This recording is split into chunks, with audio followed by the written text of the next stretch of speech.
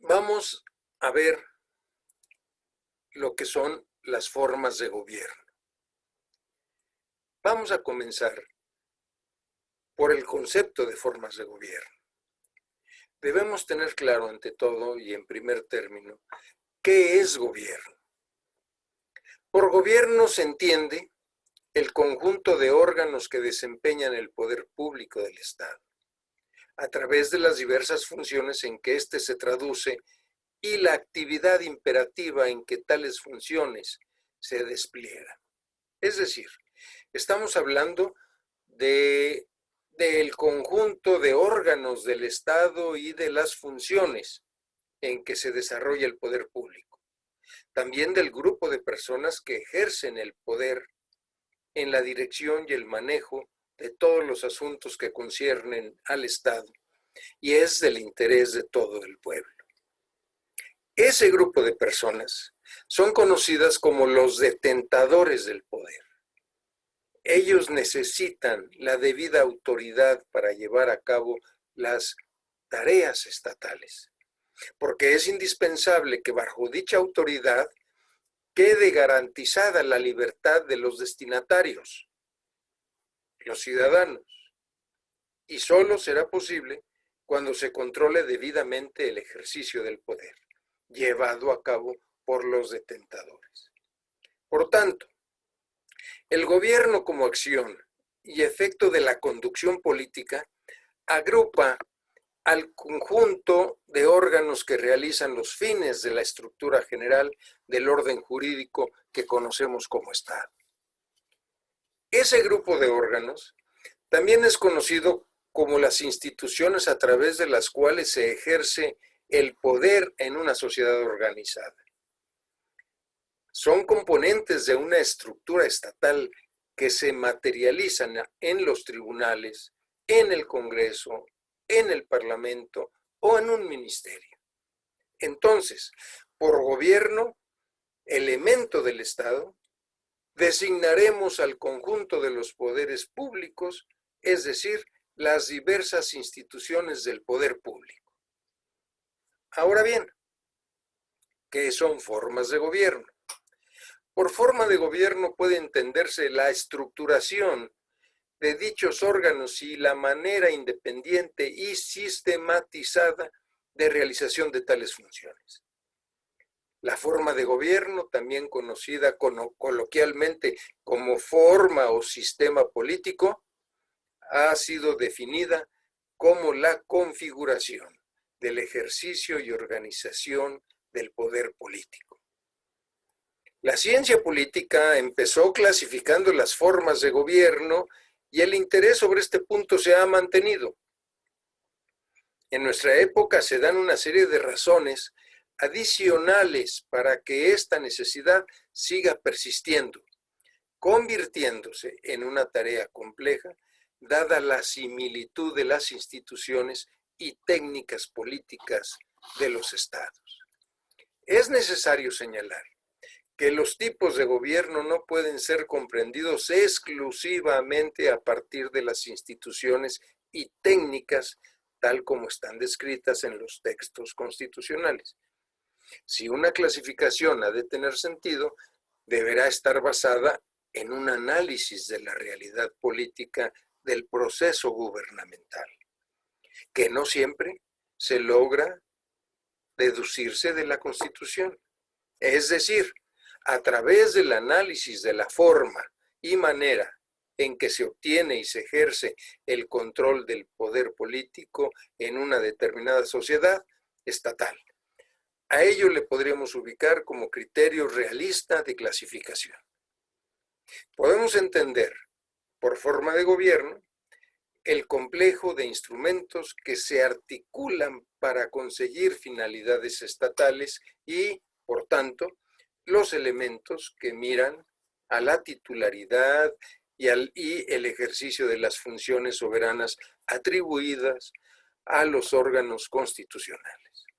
Dicho de otra manera, El gobierno es el que materializa el poder del Estado, teniendo a su cargo la dirección jurídica y política de las instancias de acción y decisión, y pueden enmarcarse en determinada forma de Estado.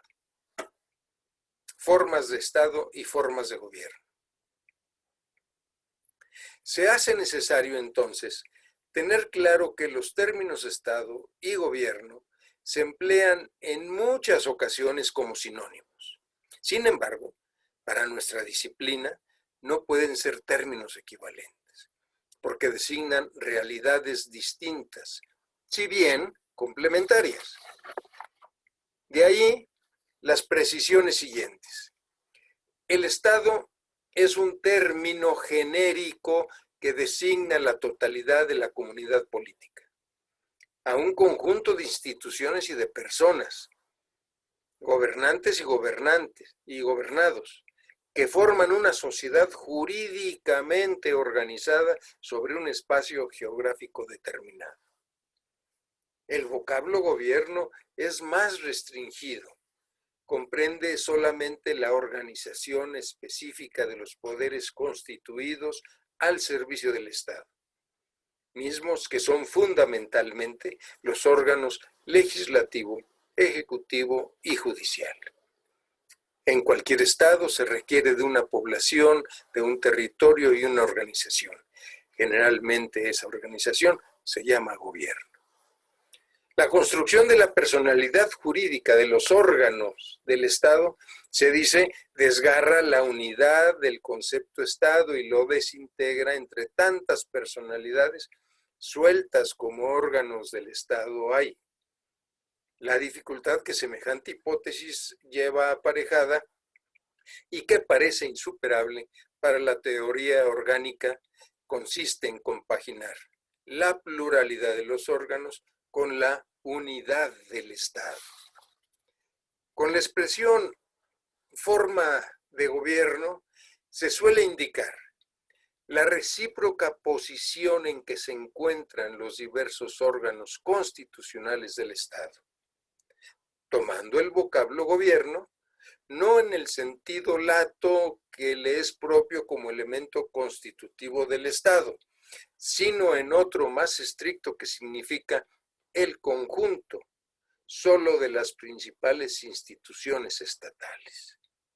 Así, ya es posible deducir la diferencia intrínseca con la noción de forma de Estado, relativa, en cambio, a la oposición recíproca en la cual vienen a encontrarse los elementos constitutivos del Estado. De la propia naturaleza del Estado, esto es, del hecho de tener el carácter de una asociación organizada, se sigue necesariamente la existencia de los órganos del Estado. Un Estado sin órganos es una representación que no puede psicológicamente llegar a existir. Es decir, equivale a una anarquía, para lo cual resulta una contradicción. El Estado moderno requiere una pluralidad de órganos fijos y permanentes.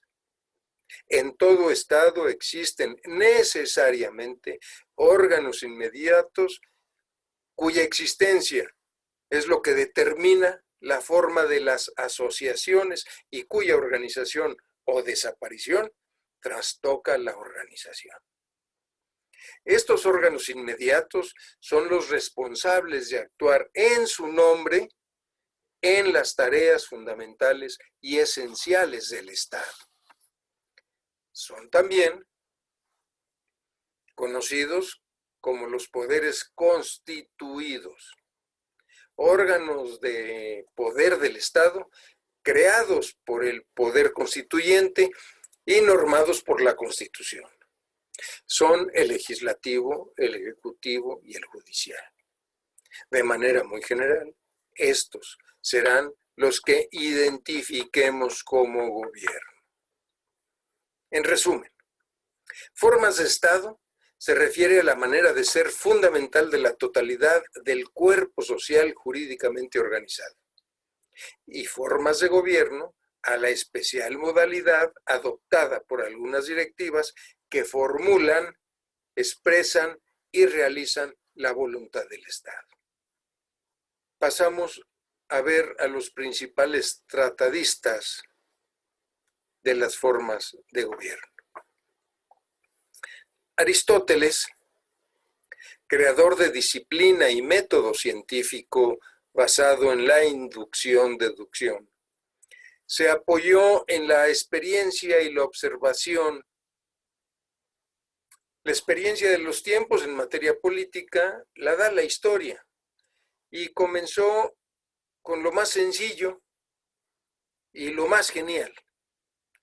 El hombre es un animal social, el zoopoliticón. El hombre por su naturaleza debe asociarse. Fuera de ella solo pueden existir la bestia o Dios.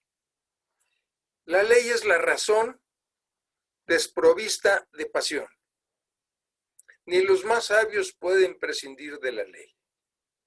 Por ello, para Aristóteles, el cuerpo total de ciudadanos es la polis y el gobierno de los hombres, que regulan la vida pública, ejercen las funciones para el poder del y para la polis.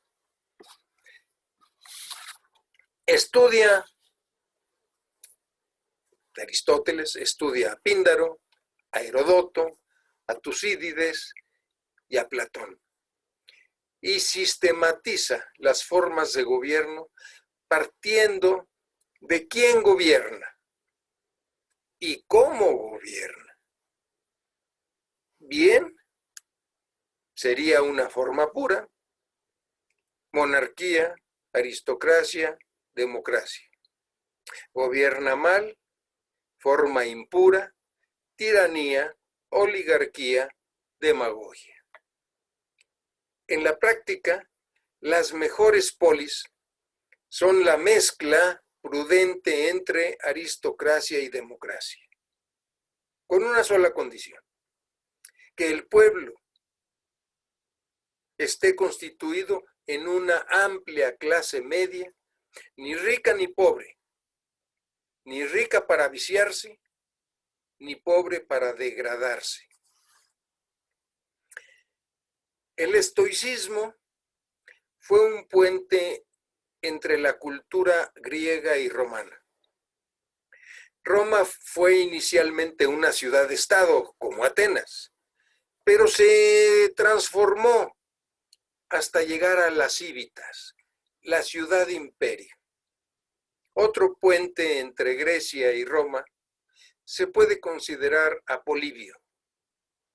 Él fue uno de los hombres de Estado que dirigieron la Liga Aquea cuando se destruye el Imperio Macedónico y cae Grecia bajo la influencia romana. Polibio es llevado a Roma en calidad de rehén o prisionero político, otorgándole su libertad 17 años después. Cuando Roma le llama, acude solícito.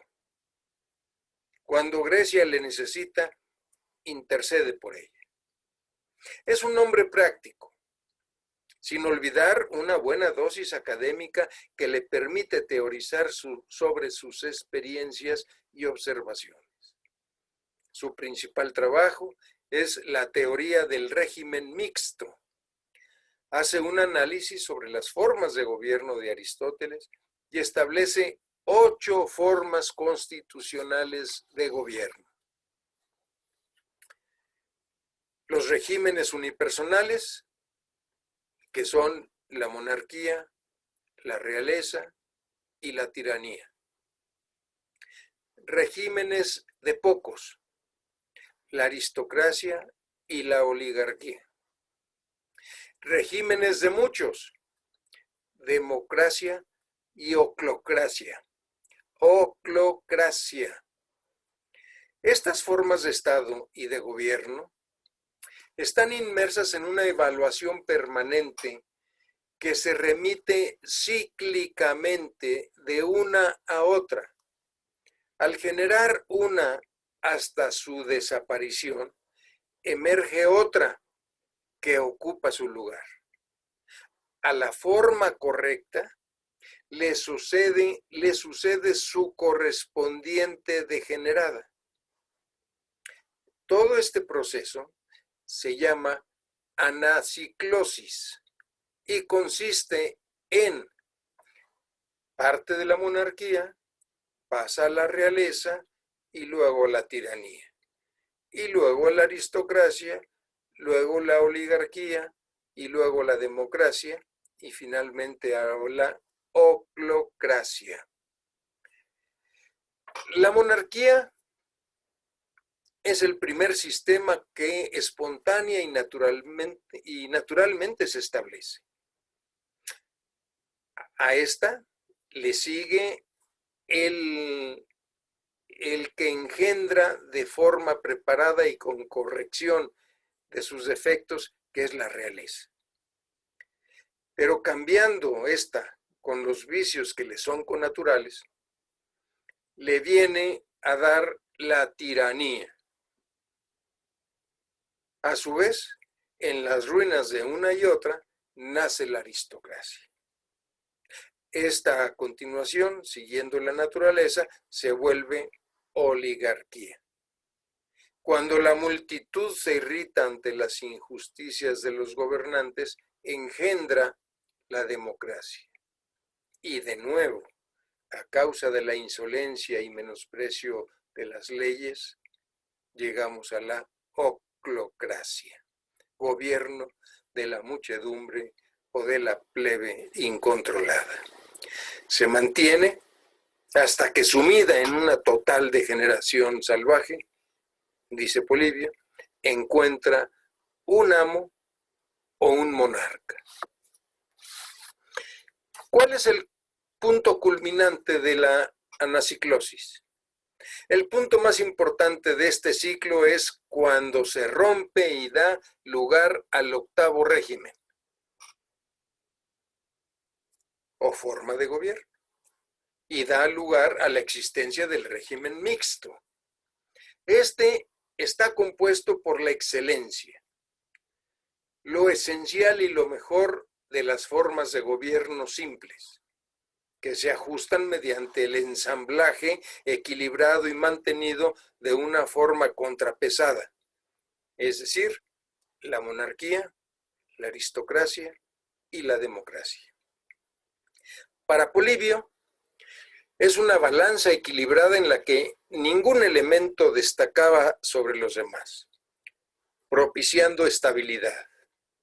Esta se logra cuando cada elemento participa de la justa medida, en la justa medida que le corresponde. El poder político está repartido en forma proporcional y se controlan unos a otros de manera que ninguno pueda actuar libremente sin contar con los demás.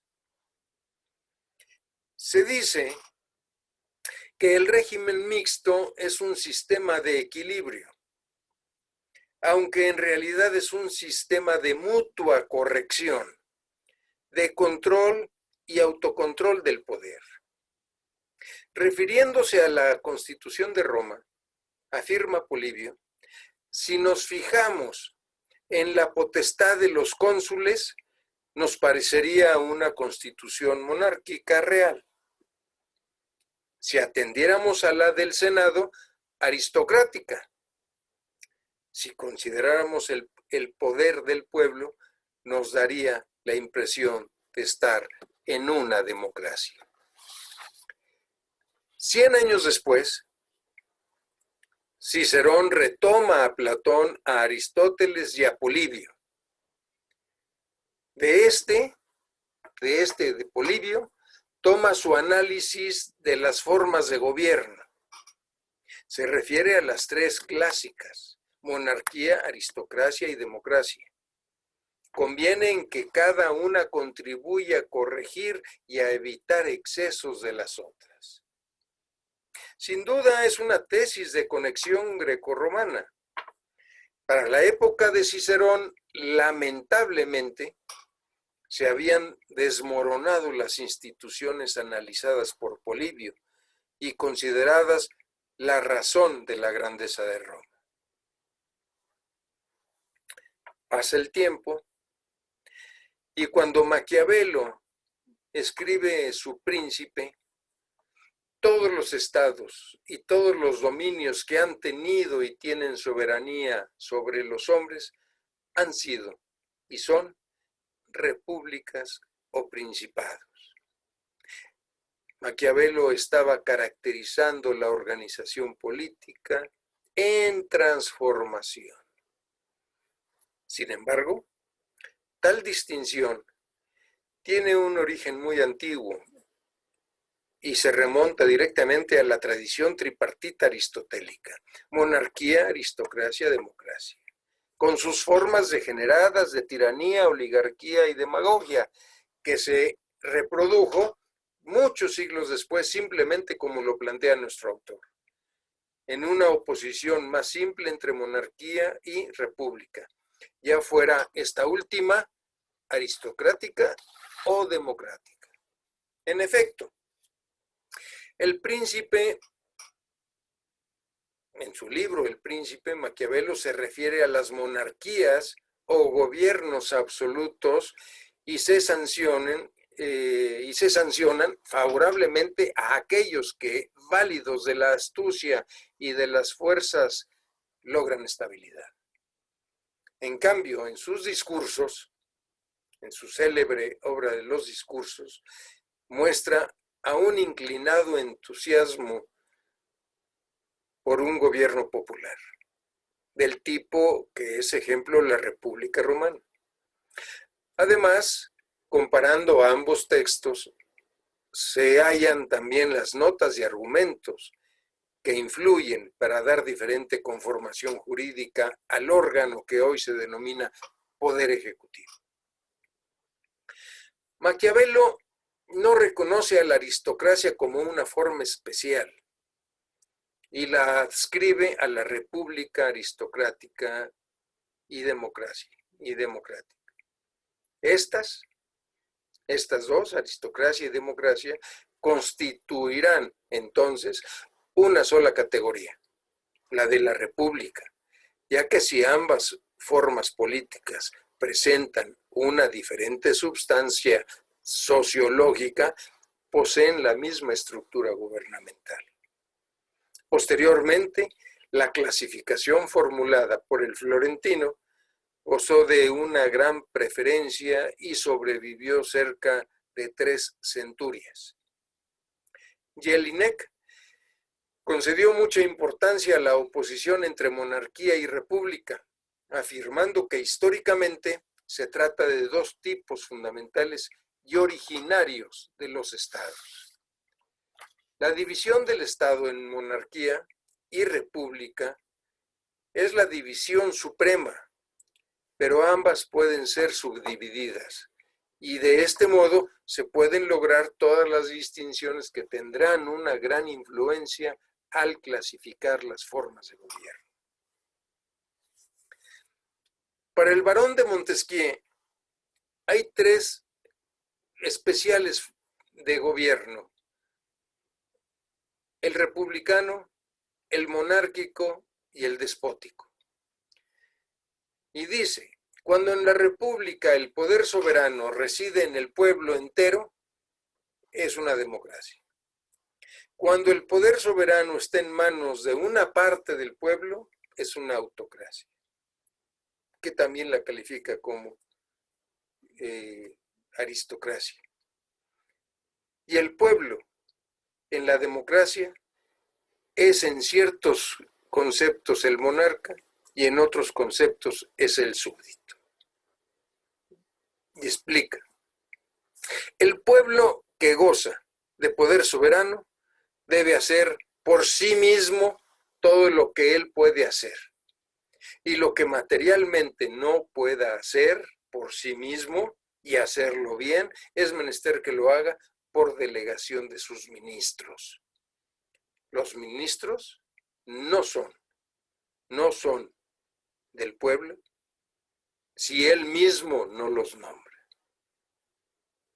Por eso, es una de las máximas fundamentales de esta forma de gobierno, que sea el pueblo quien nombre sus ministros, esto es, a sus magistrados.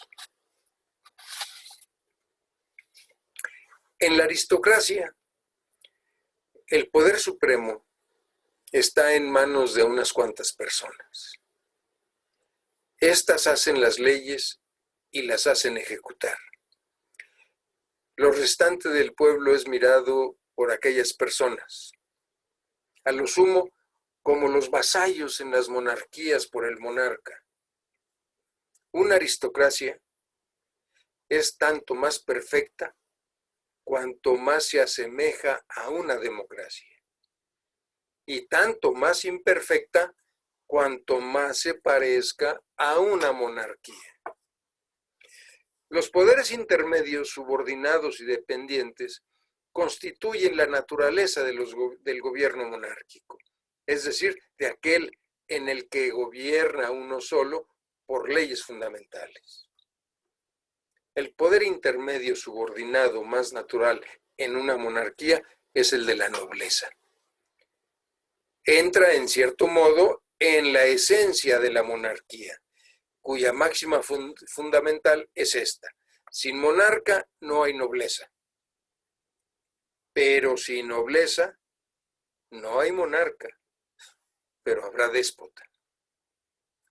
El consejo del príncipe no es buen depositario, pues más se cuida de ejecutar la momentánea voluntad del príncipe que cumplir con las leyes fundamentales.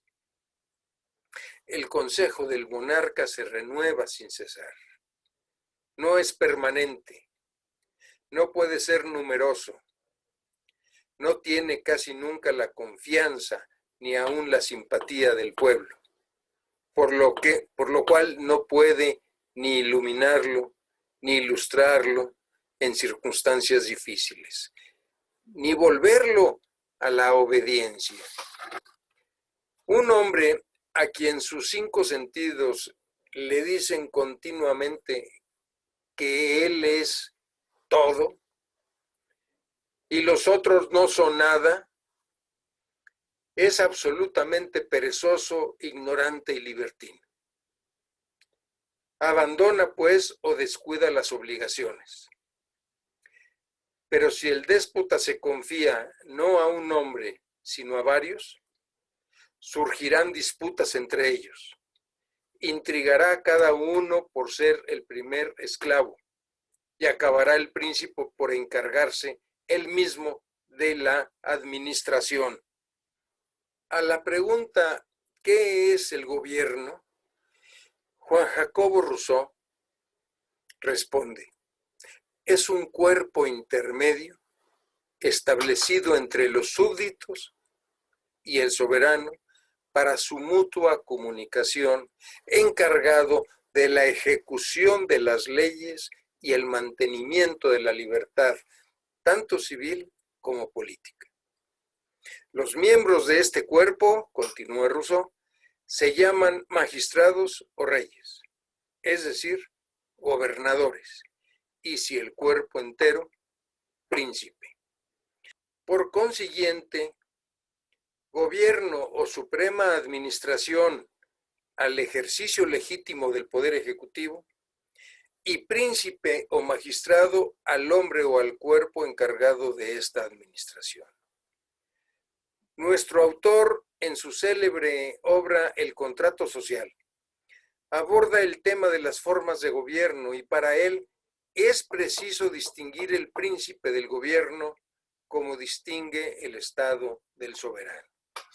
Se puede distinguir en la persona del magistrado 3 voluntades esenciales diferentes. La voluntad propia del individuo que tiende a su interés particular.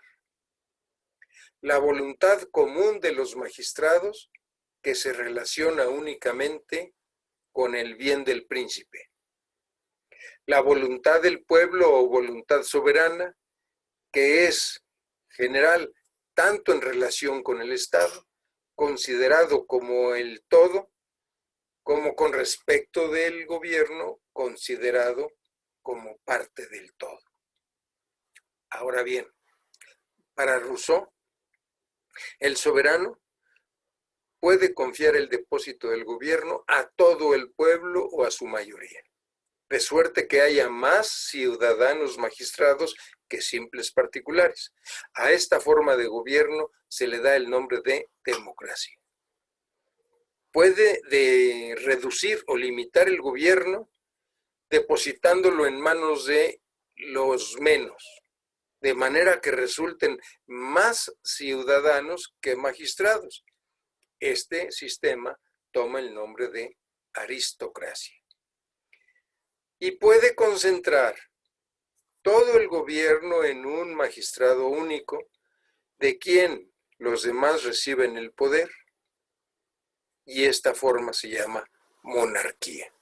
Ahora bien, vamos a ver los elementos y características de las formas de gobierno. El Estado solo puede organizar de manera inmediata actividades, no opiniones, actos de voluntad que operan en el mundo circundante que, a la vez, actúa sobre ellos, y no convicciones internas de voluntad. Por ello, no hay que caer en el error de estimar que la unidad del Estado es solo una unidad de voluntad.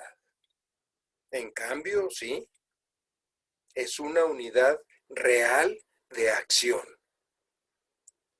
El orden ideal que constituye el contenido de estas representaciones que determina la conducta real del hombre es el criterio decisivo de valoración.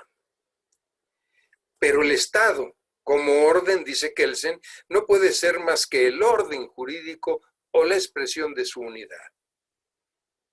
El llamado poder del Estado no es otra cosa que el poder del derecho positivo, dado que se trata de conducta humana.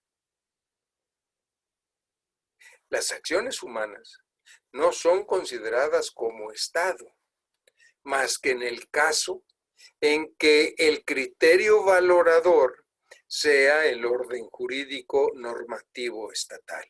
Es decir, cuando se actúe en su nombre y representación, con las formalidades de legalidad y legitimidad, a través de algún órgano autorizado por la ley. Debemos insistir que las formas de gobierno se hallan en el ámbito de cada una de sus correspondientes formas de Estado. Entonces, las formas de gobierno también tienen sus definiciones en virtud de las cuales se organiza y se integra el poder público, se forman los órganos esenciales del Estado y se determina su poder, sus relaciones, sus facultades y obligaciones, sus alcances y limitaciones, elementos y características que les dan su peculiar perfil. Pero como los órganos de gobierno no deciden por sí mismos, necesitan del factor humano para actuar en nombre del Estado. La Constitución o la ley prevén los requisitos de legalidad y legitimidad para ocupar los cargos previstos. Ahora vamos a ver la clasificación, monarquía y la república. La necesidad de clasificar y de valorar a las sociedades estatales según su tipo de gobierno es tan antigua como el pensar político del hombre, escribe nuestro autor Karl Lowenstein. Las clasificaciones tradicionales se fijan tan solo en la estructura externa del gobierno y dejan de lado la propia dinámica del proceso del poder. Este defecto se explica por la circunstancia de haber sido considerada la mística del poder como fenómeno natural del hombre radicado en la sociedad estatal, y porque la magia del poder estaba tan profundamente unida a la idea de gobierno que no era posible crear, por medio de instituciones, que el contrapeso lo neutralizaría. Ninguna de las clasificaciones es totalmente satisfactoria. Ninguna corresponde completamente a las realidades del proceso actual del poder. Con la introducción del sufragio universal, ha desaparecido la aristocracia como una forma especial de gobierno. La monarquía, que en su tiempo estuvo imbuida por el misticismo del derecho divino, no es hoy sino un pálido reflejo de su pasado, como lo muestra la total racionalización y democratización de las instituciones monárquicas en Europa. La clasificación de los gobiernos es en realidad una clasificación de sus constituciones o de las constituciones, usado este último término de constitución en sentido material. La distinción entre monarquía, aristocracia y democracia esencialmente se refiere a la organización de la legislación. Un Estado es considerado como democracia o aristocracia si su legislación es de naturaleza democrática o aristocrática, aun cuando su administración y su poder judicial puedan tener un carácter totalmente diferente. De manera parecida, el Estado se clasifica como monarquía cuando el monarca es jurídicamente legislador, aun cuando su poder en este campo de la rama ejecutiva se encuentre rigurosamente restringido y en el campo del poder judicial prácticamente no exista. En los raros casos en que se aproxima a la dictadura, la monarquía no se basa en la magia de la realeza, sino en los tanques y los fusiles de las Fuerzas Armadas. Tampoco el concepto de gobierno republicano es una categoría unívoca. Esta forma de gobierno puede identificarse, como ocurre frecuentemente, con el dominio democrático. Pero el concepto de república puede también comprender un ejercicio autocrático y tiránico del poder político, careciendo por esto de valor la distinción formal entre monarquía y república.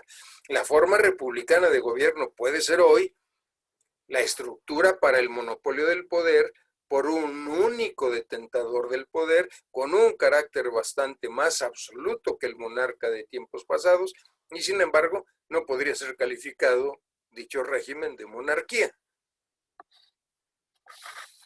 Durante largo tiempo, la clasificación de los gobiernos en monarquía y república tuvo una gran importancia.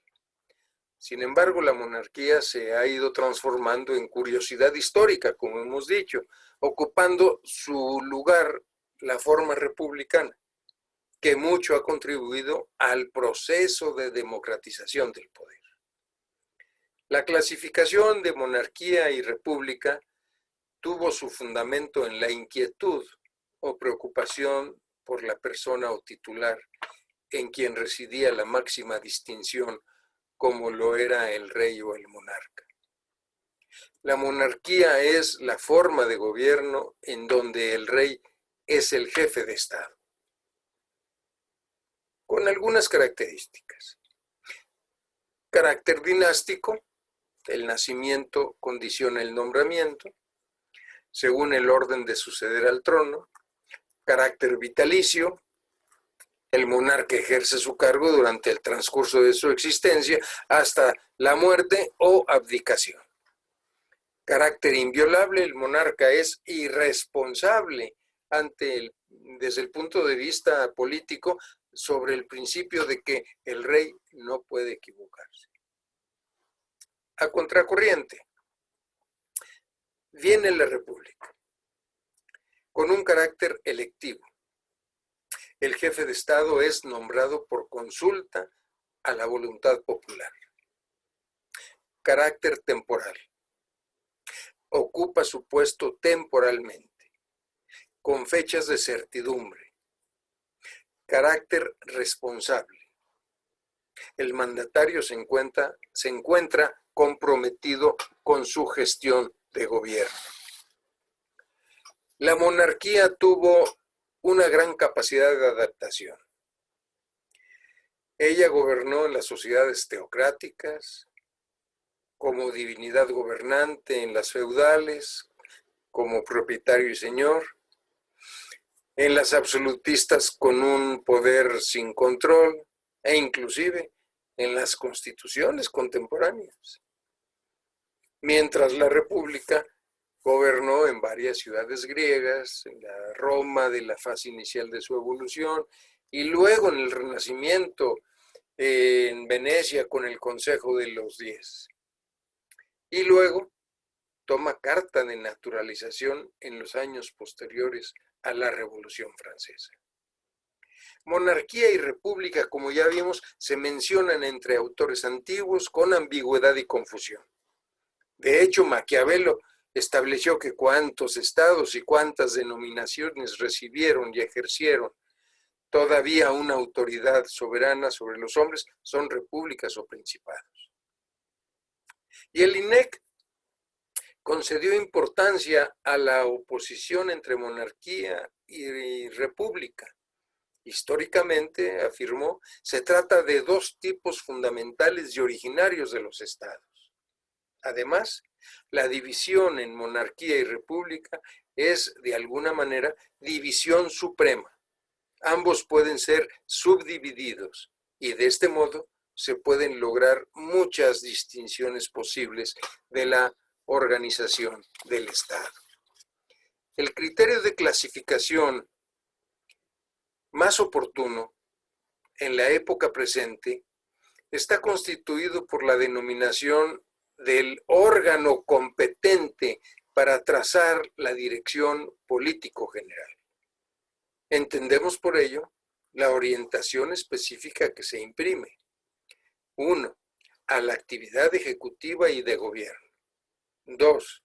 A la actividad legislativa, no solo en casos particulares por conducto de la expedición de expresos actos normativos del Poder Ejecutivo, sino también en vía ordinaria mediante iniciativa legislativa o al menos la facultad de dirigir mensajes al Parlamento.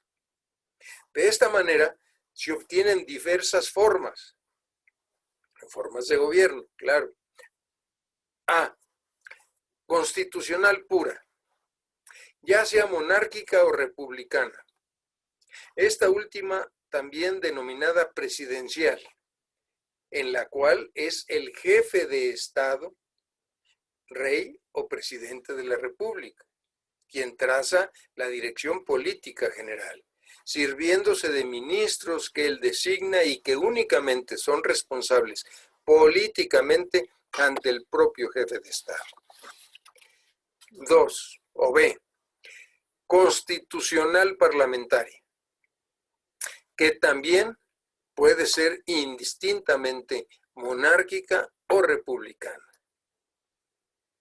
Monárquica, Inglaterra; republicana, Francia, en la cual la referida competencia no corresponde al jefe de Estado, sino a los ministros del Parlamento, que es el llamado, en última instancia, a aprobar la dirección delineada por el gobierno. Bien, veamos la democracia como forma de gobierno. La democracia moderna es resultante del liberalismo político, fórmula conciliatoria entre libertad individual y la coacción social. Mediante la democracia dio respuesta al liberalismo político a la pregunta de Rousseau: ¿cómo encontrar la forma de sociedad en la que cada uno, aún uniéndose a los demás, se obedezca a sí mismo y mantenga por consiguiente su libertad anterior. La doble posibilidad que ofrece el sistema republicano de seleccionar al más apto para el cargo supremo y de que en la selección intervenga la voluntad popular, es lo que vincula a la república con la democracia, al grado tal que en ocasiones hay confusiones teóricas. El artículo 39 constitucional dice que todo poder público dimana del pueblo. Es el pueblo el creador de los poderes públicos. Esta afirmación debe ser complementada con esta otra, que el pueblo sea el que gobierne. Esto último es lo que caracteriza a la democracia. Para que exista una democracia es necesario que los sujetos poseedores del poder y los sujetos sometidos a él sean los mismos. Y que los sujetos que deban obedecer las normas estatales sean los mismos que las crean. Políticamente libre es el individuo que se encuentra sujeto a un ordenamiento jurídico en cuya creación participa. Un individuo es libre si aquello que de acuerdo con el orden social debe hacer coincide con lo que quiere hacer. La democracia significa que la voluntad representada en el orden legal del Estado es idéntica a las voluntades de los súbditos. La oposición a la democracia está constituida por la servidumbre implícita en la autocracia. En esta forma de gobierno, los súbditos se encuentran excluidos de la creación del ordenamiento jurídico, por lo que en ninguna forma se garantiza la armonía entre dicho ordenamiento y la voluntad de los particulares. El artículo 40 de nuestra Constitución establece caracteres fundamentales de la organización política, expresando: es voluntad del pueblo mexicano constituirse en una república representativa, democrática, federal y laica. Esta forma de gobierno queda muy clara para el encuentro entre la república y la democracia, y estas con la representatividad. En el régimen de democracia representativa, el ciudadano tiene el derecho de participar en las funciones públicas que se realizan por medio del sistema de elecciones, la activación de las instituciones electorales. Un ciudadano tiene derecho político y puede participar en los procesos de creación de las leyes o en los procesos de nombramientos de los órganos supremos del Estado.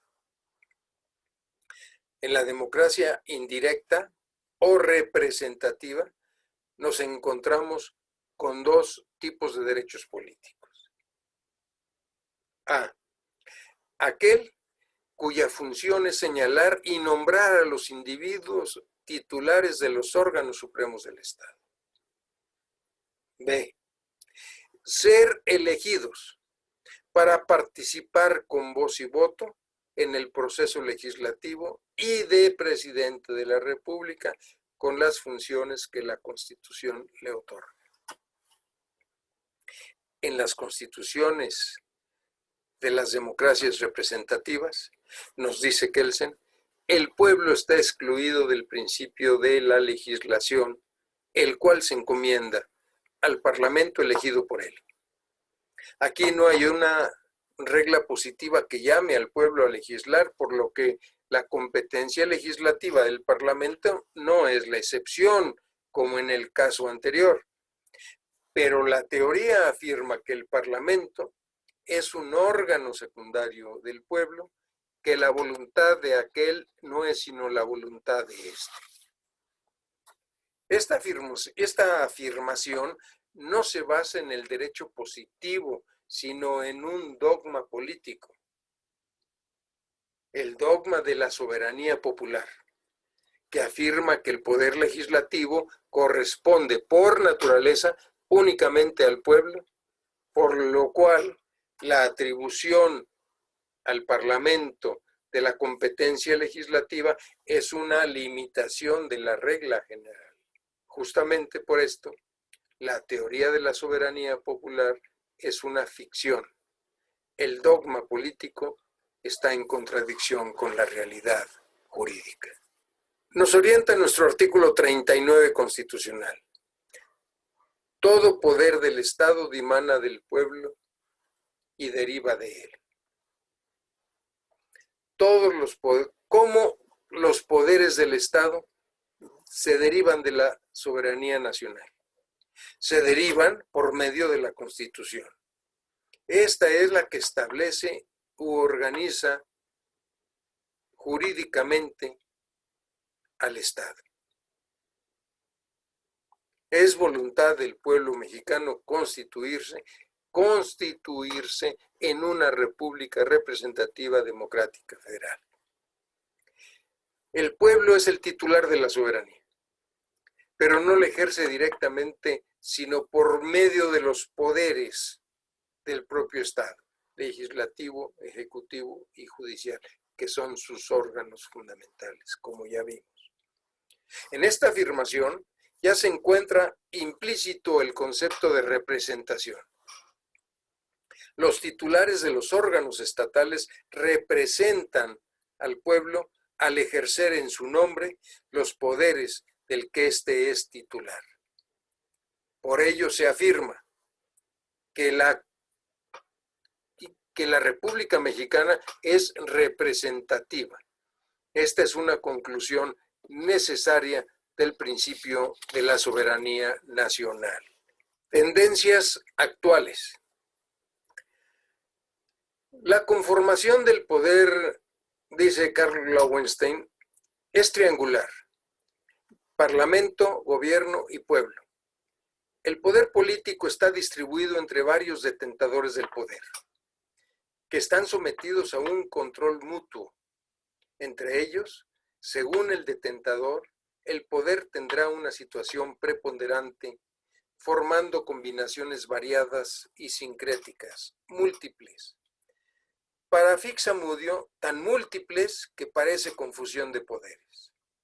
Para una observación superficial sería abrumadoramente variedad, pero podría deducirse a 5 tipos fundamentales. 1. La democracia directa. Es cuando el pueblo organizado como electorado es el preponderante detentador de poder. 2. Gobierno de asamblea. Cuando el parlamento representante del pueblo es el superior detentador del poder. 3. Parlamentarismo. Es cuando se aspira a un equilibrio entre los independientes detentadores del poder, parlamento y gobierno, a través de la integración del gobierno en el parlamento.